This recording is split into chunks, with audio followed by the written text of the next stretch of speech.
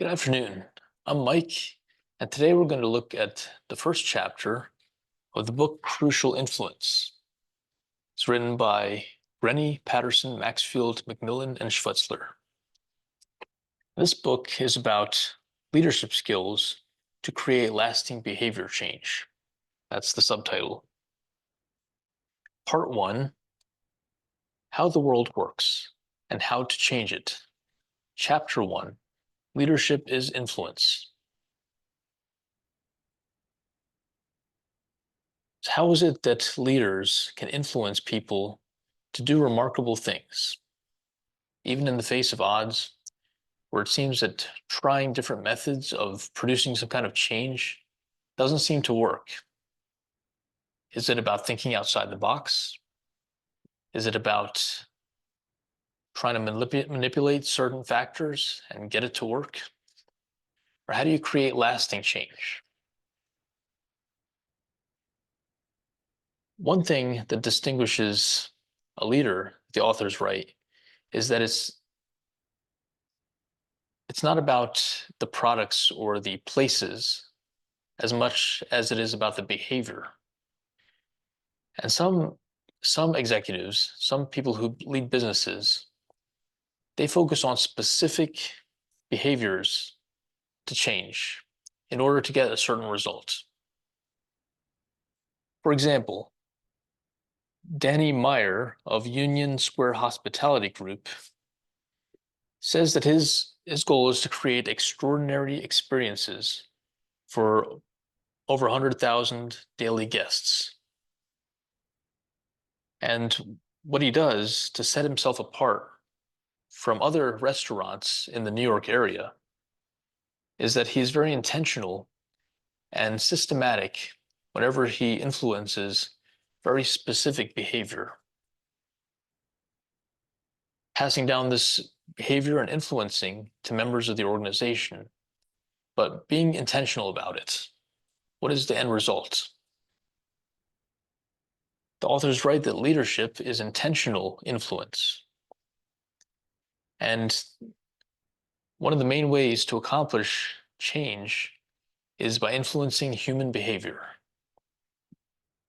They also write that leadership is intentional influence, and it involves mobilizing others to achieve things, and a process of cooperation is also needed. Originally, this book, Crucial Influence, was titled Influencer, and now they came out with a third edition, so they called it Crucial Influence instead.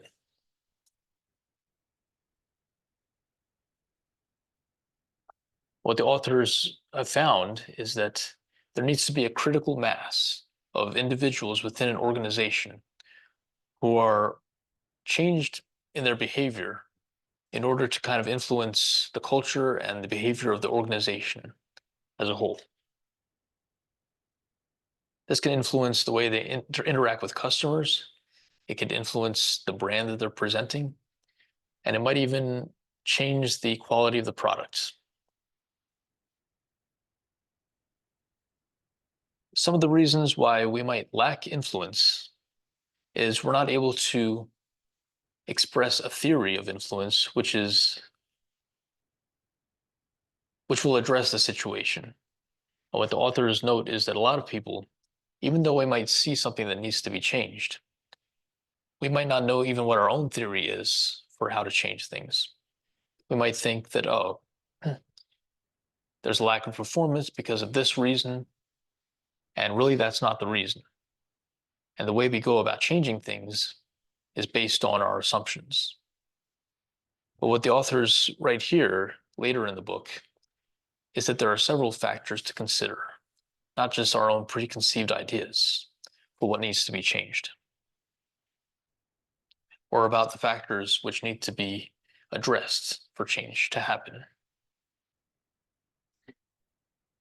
They say that over the past 30 years, the literature states that 1 in 8 workplace change efforts produce nothing but cynicism. So about 1 in 8, or almost, close to 10 to 15% of attempts to change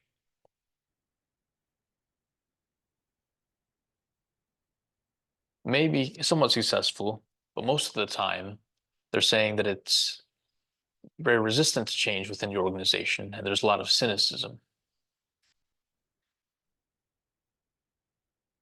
The authors write that effective leaders develop ways which are systematic, that are repeatable, in order to influence lasting change. I invite you to reflect and also definitely check this book out, but to reflect on perhaps what is a personal theory of change management that you may have. What ways do you feel that you need to influence in your organization? Is there a certain philosophy that you follow?